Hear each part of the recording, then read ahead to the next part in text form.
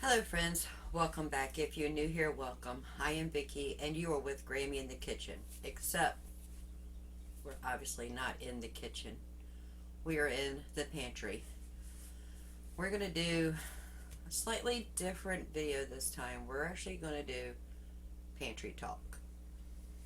But not just about pantry, but just as a prepper, and not just prepping, but the reasons why I prep and the reasons why I make homemade traditional meals for my husband and I and the family when they are over here.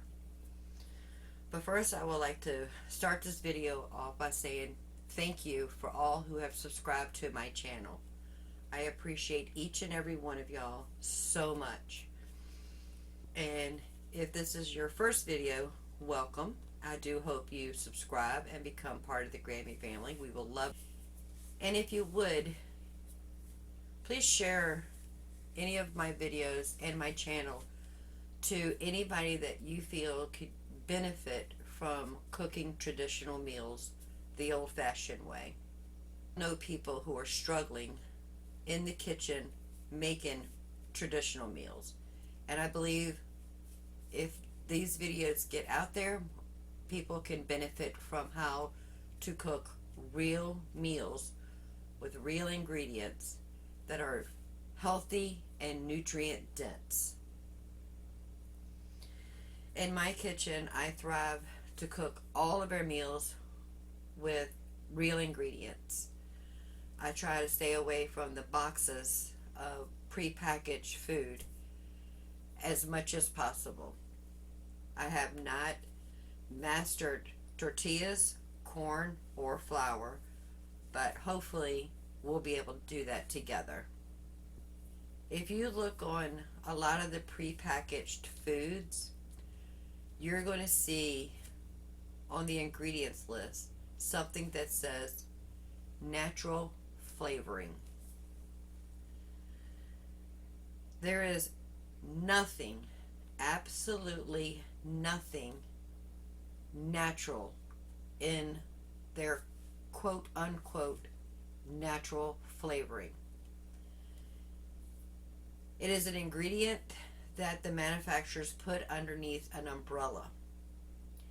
And as long as whatever they consider a natural flavoring, as long as one or two ingredients in that is natural, they can label as natural ingredients, natural flavoring. But I can tell you, there is nothing natural about it. It is not healthy for you or for me or for our families. So if you see a package that says natural flavoring, put it back on the shelf and walk away. Now, if I were a manufacturer and I wanted to sell you a spice blend, you saw where we made our own chili seasoning when we canned our chili together. If I were to sell you my chili blend, and if I made it under the umbrella with natural flavoring, as long as one or two ingredients are made in nature, I can add whatever I want in that.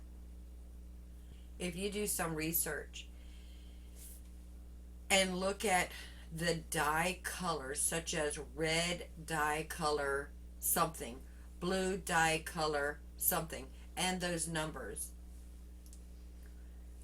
they have increased in our food substantially in the last 20 years.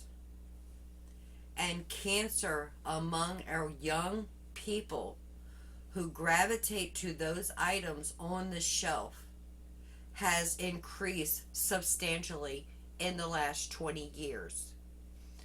Is that a coincidence? I don't think so. So if you see red dye color or food dye color with a number beside it, leave it on the shelf. If you see natural flavorings, leave it on the shelf. They are not healthy. They are cancer causing and other disease causing ingredients that they are putting in our food that are allowing us to feed our family. Stay away from them. Get yourself some real herbs and spices. Make your own blends. Learn how to cook traditionally at home. If there's a box or a packet of food that you enjoy and you see the dye colors, or if you see natural flavoring on those, but you still want those, read the other ingredients on there and learn how to make that yourself. You will have failures. Trust me on this. But a failure is a learning process. We can take something that we buy in the store. For instance, hamburger helper. It's a cheap meal in a box. You add a pound of ground meat to it. And you can feed your family cheap. Find the ones that you like. Read the ingredients. Minus the natural flavors, minus the red and blue dye colored numbers, because the ingredient list items that is most in that product to the least in that product in the order.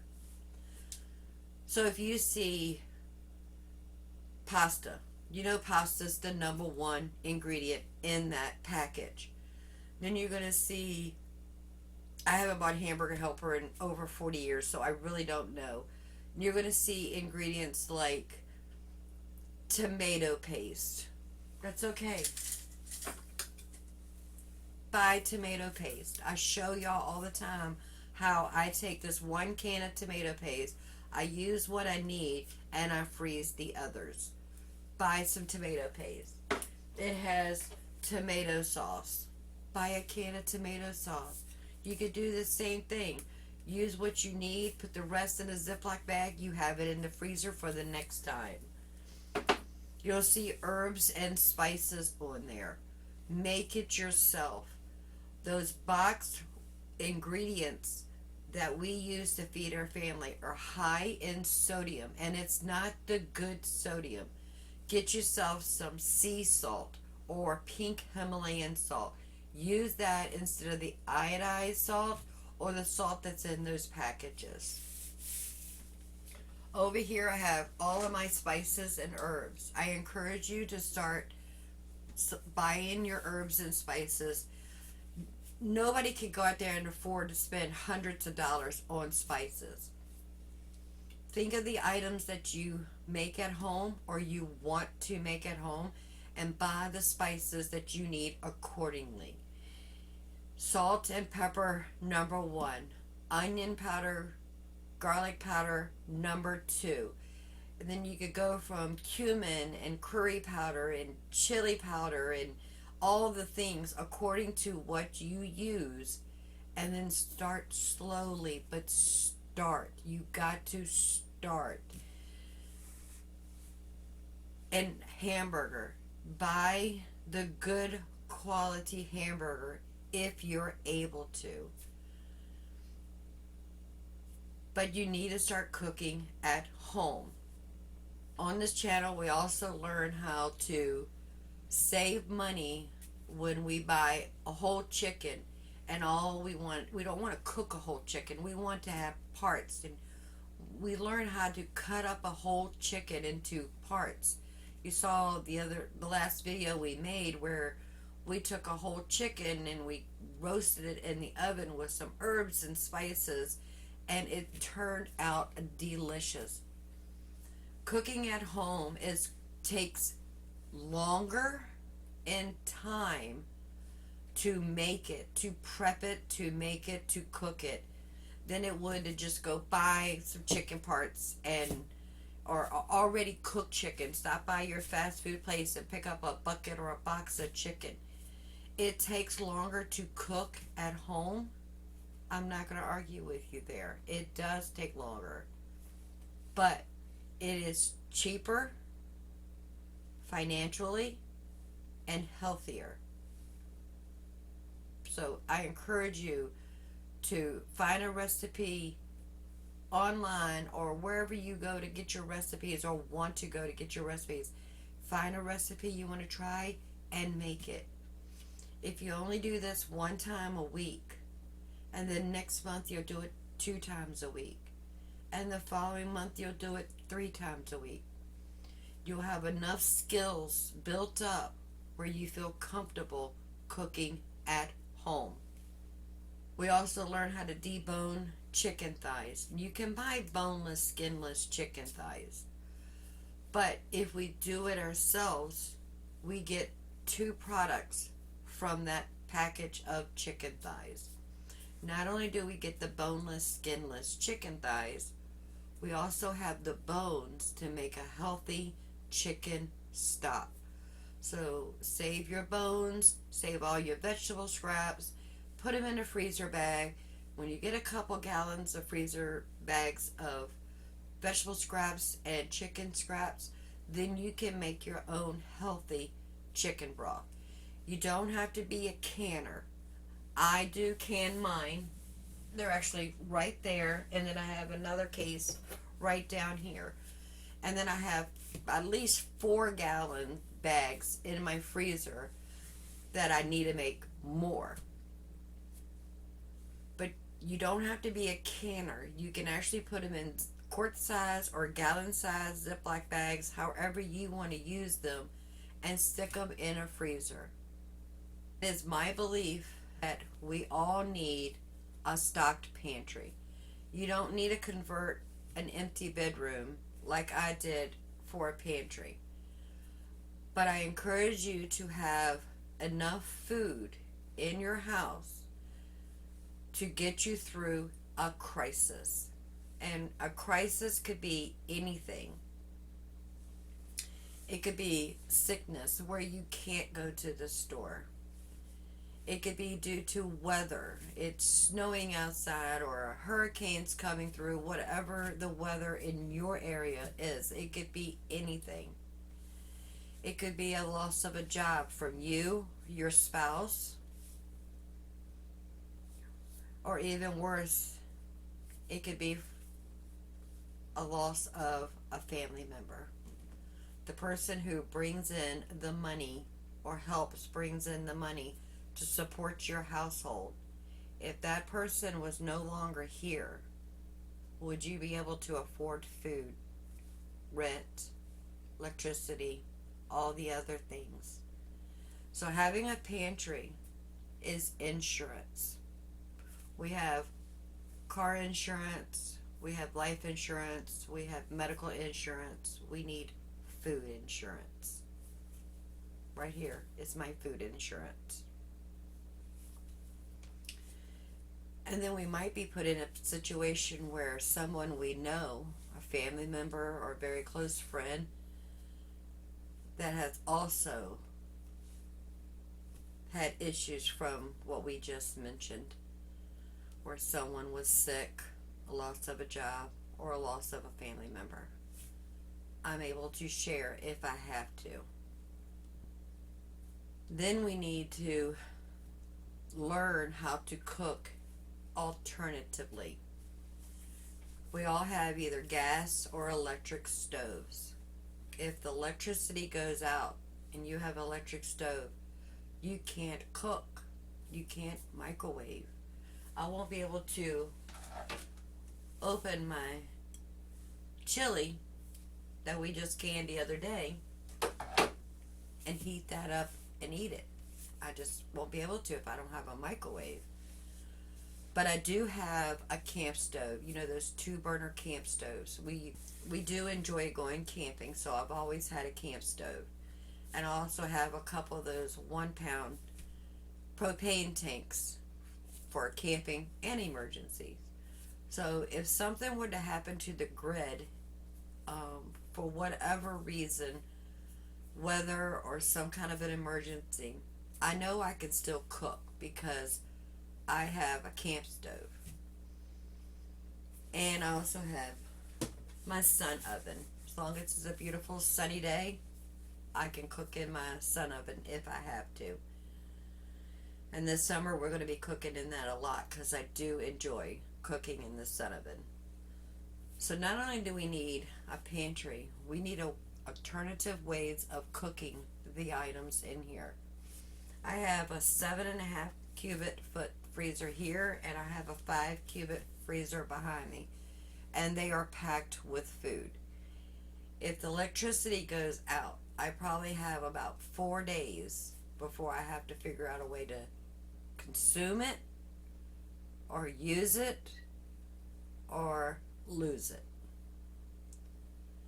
But it is food insurance for me that I am able to feed other people that will be in the same emergency situation that we are in if power is lost.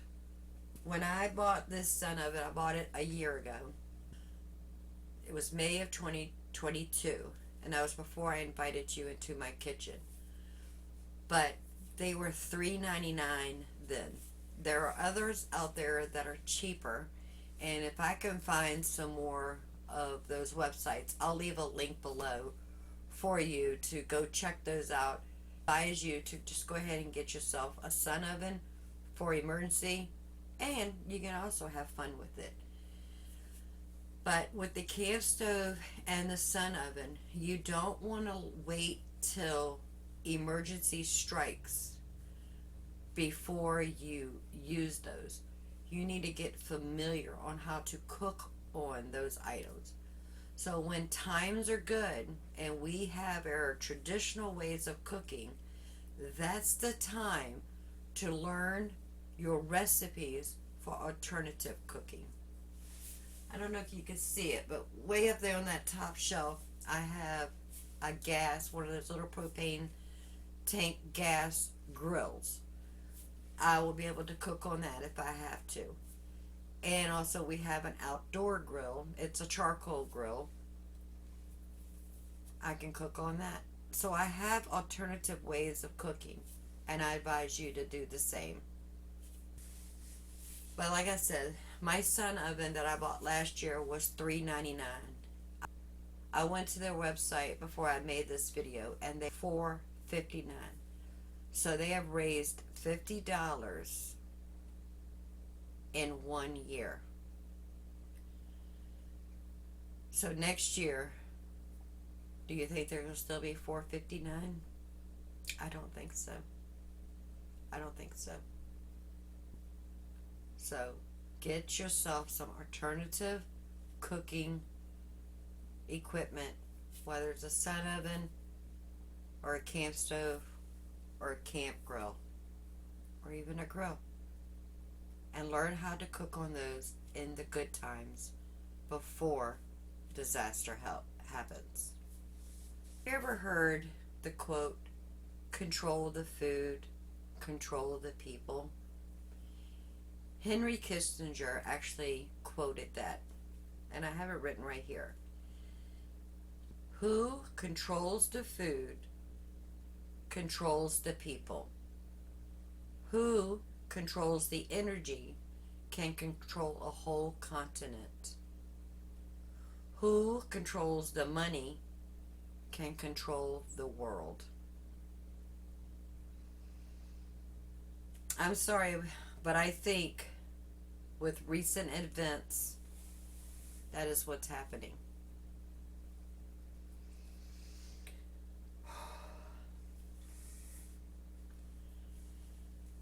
And to get a pantry stocked, this didn't happen overnight.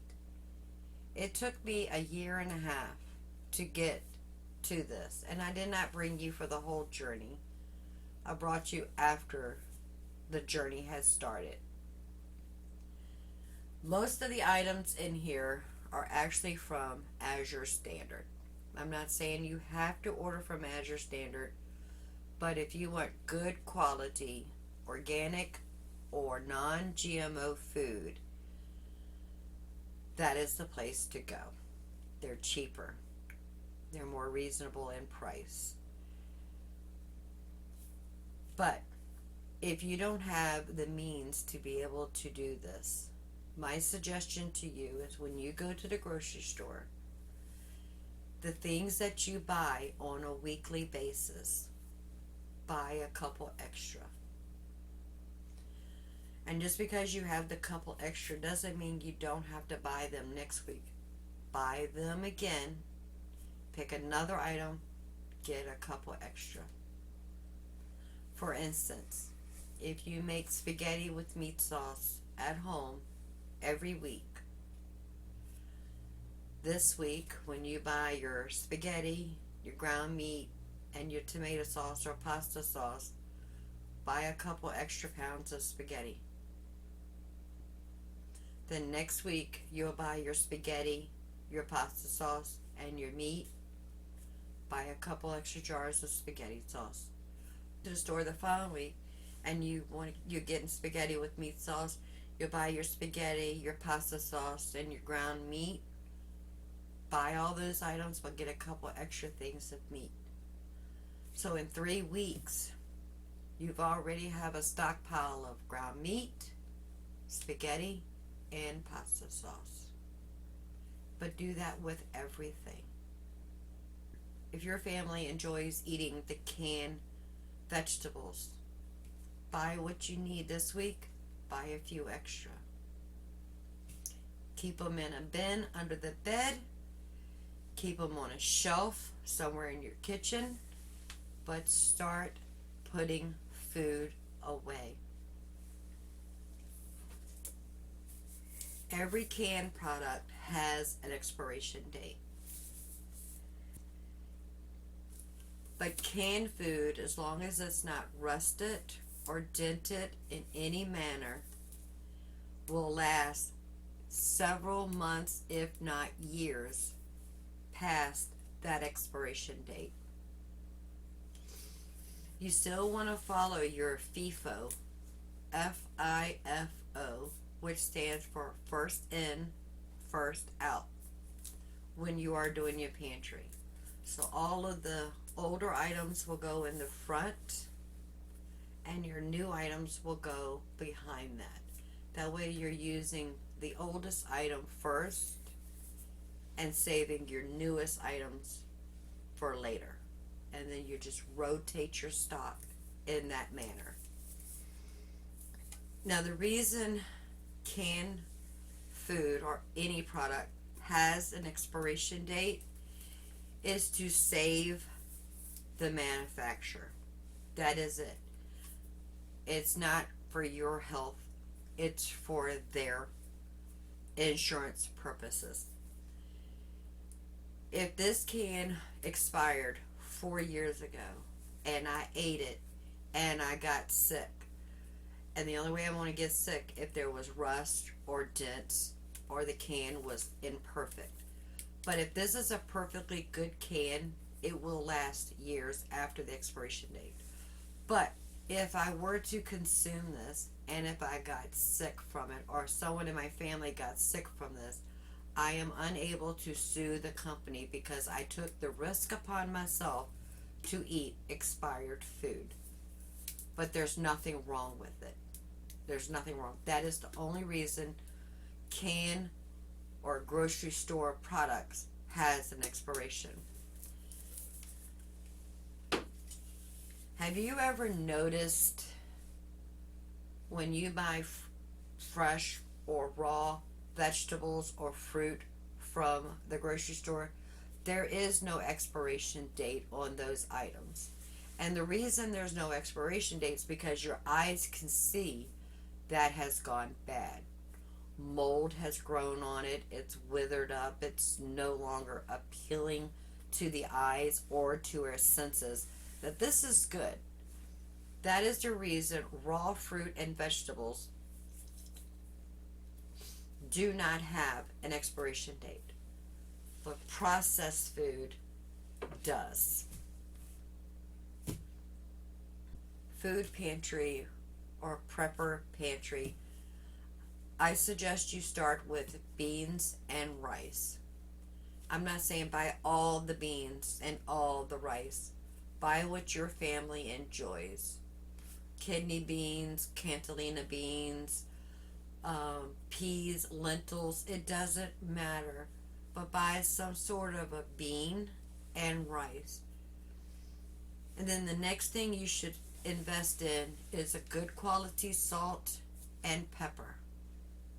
And then after that, I suggest you start buying spice and herbs. Because if you have beans and rice, salt, pepper, and a variety of spices and herbs, you have a meal. When things get tough in your family and in my family, and we aren't unable to buy a good source of protein, such as chicken or beef or pork, beans and rice will sustain you. And if you don't have salt and pepper and spices, you're going to get bored with eating beans and rice. With a variety of spices, you can actually have Spanish style beans and rice, chili style beans and rice, and an Italian style beans and rice. Put some curry and some cumin in it. You got some Indian style beans and rice. So beans and rice is where I suggest you to start. And then salt and pepper after that. And then start building up your spices and herbs. The canned products is just an add-on that you can just add additional flavor. And plus, when things aren't tough, you can make a meal in a pinch. I did not come from a family that did this. My mother was not a prepper. This is something that I started after the things that happened in 2020. We all know what I'm talking about. My husband and I went to the grocery store just every week, going to the grocery store, buying what we need for that week. And I saw empty shelves, and I saw empty refrigerator bins. I saw things that I know you saw them also. And then I started thinking, I don't want to go through this again. I don't want to do this. So I bought a few extra items and just stuck them in this empty bedroom, and just a few extra things in some bins. And then I started thinking, why don't I just do this in large scale and just buy 25-pound bags of rice and 25-pound bags of beans, and buy cases of 12 or 24 of tomato products. And then I stumbled on a channel on YouTube, just like you. And I don't know who it was, but I saw where someone was talking about their Azure haul. And I'm like, what is this? And then I saw more videos and more videos. And I was like, let me go check this out. I went to their website, and you put in your zip code, and it tells you where the closest drops in your area. And they are, unless you're in a remote area, they're within 30 minutes of your home. An hour to an hour and a half would probably be the most. Go check them out. They're not that bad. It's a food co-op that they deliver food to your drop zone once a month, and you meet the truck and you help unload the truck and you take your items home, and it won't take no time to build a pantry like this. Like I said, it took me a year and a half to get to this, but I'm comfortable, and I want you to be comfortable too. I have food insurance. I want you to have food insurance also. Have you ever heard of the phrase, and I'm sure you have heard it, you are what you eat? I'm going to take that a step further. You are what you eats. Like, for instance, what did the cow eat before your hamburger? What did the pig eat before it became your bacon? What and where did the tomato grow before it became part of your salad or your sandwich? These are questions we have to ask. There's a YouTube channel. His name is Bobby Parrish, and it's called Flav City. FLAVCITY.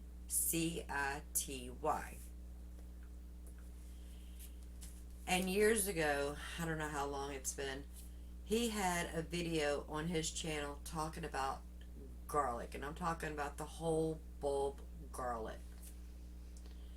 I don't have any to show you, but when you're picking garlic from the grocery store and where the root ends are, look at that. If it's completely clean and you don't see no dirt residue, it wasn't grown in your country. It wasn't grown in America. Because dirt is one of those items that cannot be transported from one country to another country because of parasites, bugs, whatever the case may be. Dirt cannot be transported. You can transport seeds, you can transport fruit and vegetables, but you cannot transport dirt. So if you buy a bulb of garlic and there's no dirt on the root end, put it back on the shelf. It wasn't grown in America. It wasn't grown in your country. He has a whole video on why. Some of these garlics are grown in not good conditions, and in some countries they're grown in areas that you would not want to live or consume products from that. So if you see a garlic bulb that doesn't have dirt in its root ends, they've been cleaned and bleached in order to get all that dirt off so they can transport it from one country to the other. And that is just one item. Know where your food is coming from. Now, if you cannot afford the best, highest organic food, at least buy what you can afford in its whole form. When my kids were young and I had a family of 5, my husband, myself, and our 3 kids, to feed every day, 3 meals a day, I bought those cheap, frozen, boneless, skinless chicken breast. And I fed that to my family. I did cook traditionally, but I fed that to my family. If I could go back in time to a young Vicky, a young mom with young children, I would do things different. And that's what has inspired me to start this channel, to start teaching the young parents out there with young children how to cook traditionally. Healthy, nutrient, dense meals for your family. If you have a medical condition and you went to the doctor and they don't know why you're having these medical conditions and they want to prescribe you medicine on top of medicine on top of medicine. I'm not talking about a chronic disease such as diabetes or heart troubles or something like that. I'm just talking about an ache or pain or just something just not quite right. I had a situation about 5 years ago where I had excruciating knee pains. And my family doctor sent me to another doctor, and he gave me some cortisone shots, and they worked fine for 2 days. Then my knee pain came back. Went back, got another cortisone shot. Oh, it worked perfect for 2 days, and the pain came back. He suggested I have an MRI on my knees. If you haven't ever had an MRI, it is horrible. And then went back to the doctor for a follow-up. There was nothing physically wrong with my knees.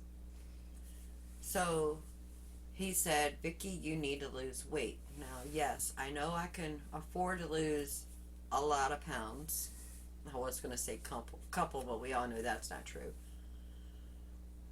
But there has to be more to it than just the weight. I'm sure the weight did not help, but it's got to be something else. So I asked the doctor, what can we do besides the cortisone shots and, losing the weight, and then what? I mean, what else can I do? What can I eat or not eat, or, something. Just what can I do? He goes, oh, you just need to lose weight.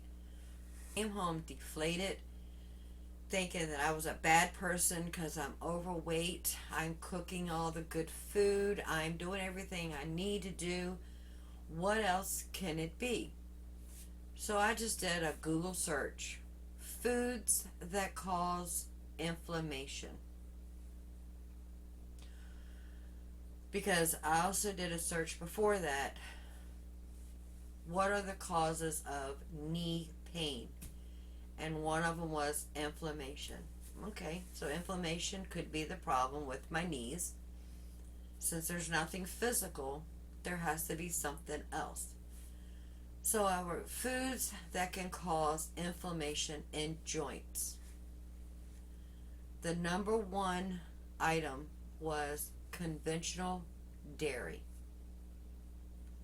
I'm talking about the dairy you buy at the grocery store.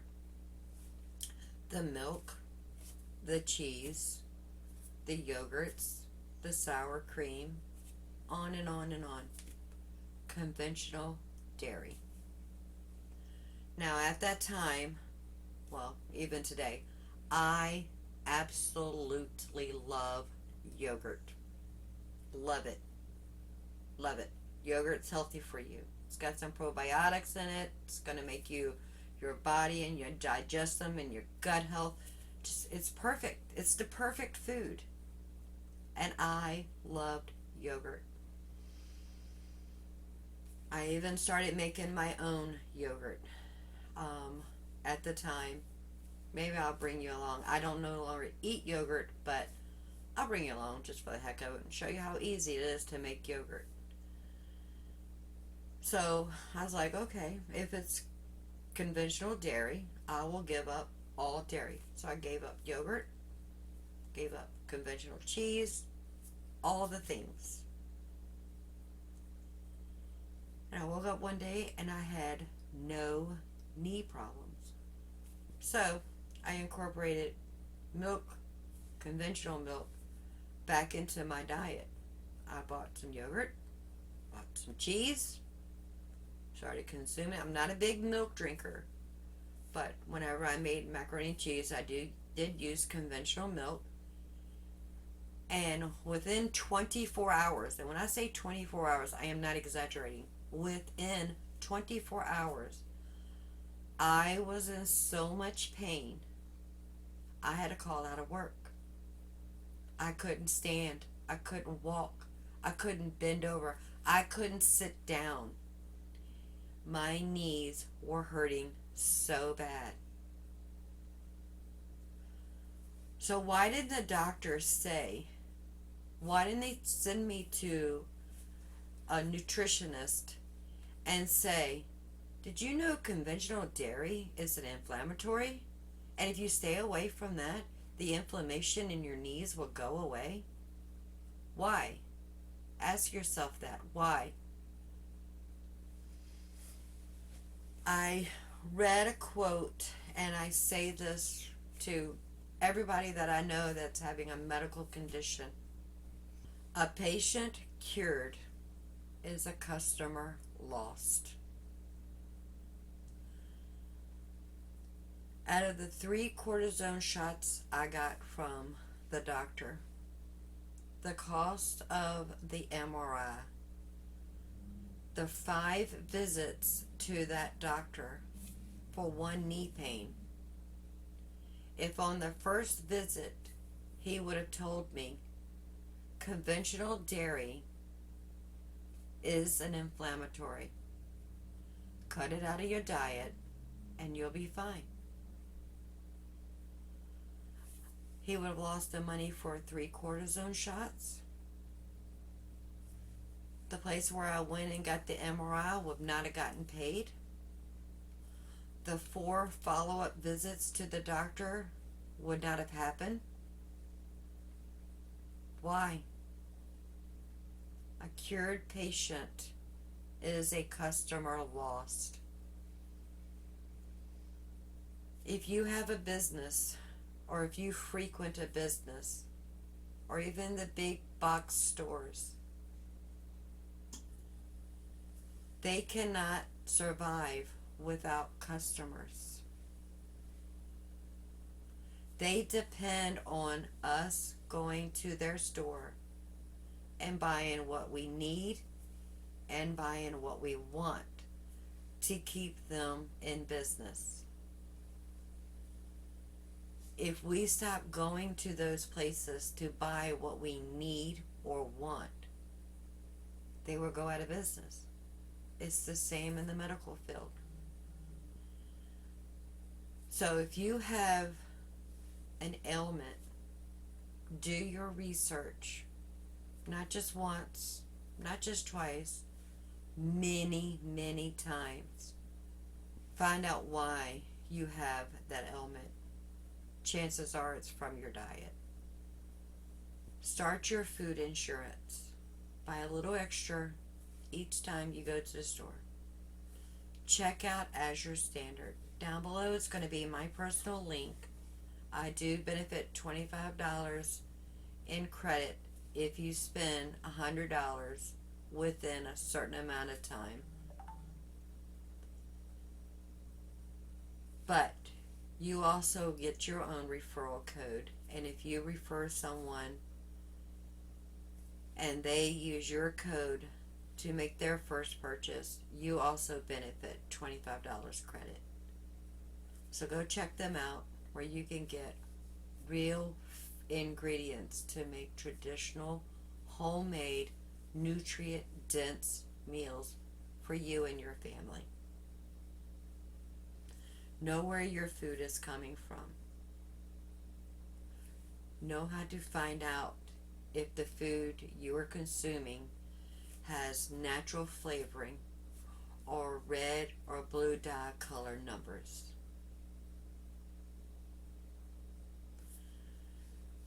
Find out if you have a medical condition that the doctors cannot seem to figure out why. I'm not talking a chronic disease, just talking about a medical condition. Do your research and find out why. Why do you have IBS? Why do you have a skin irritation? Why are you having pains in your joints? Why? And then make your diet according to your research. I still love yogurt. I still crave yogurt.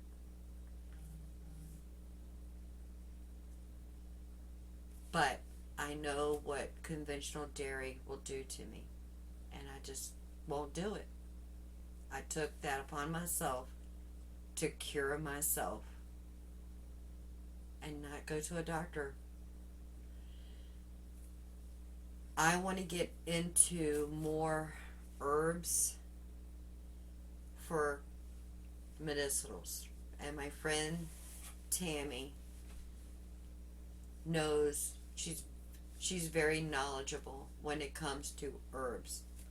I call her probably once a week or once every 2 weeks. Hey, got this situation, what can I do? And she'll give me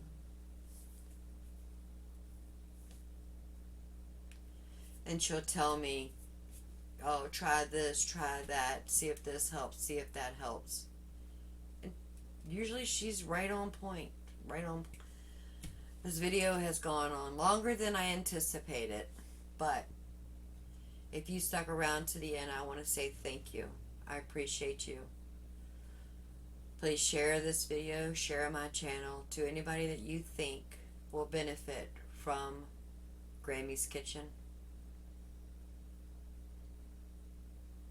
And I hope this inspires you to take control over the food your family eats and how you prepare the food your family eats. Start collecting food for your food insurance. Learn how to cook alternatively so we can help our family and our friends in a time of crisis, as well as we're prepared for any crisis. Until next time, you have a blessed day. Bye, friends.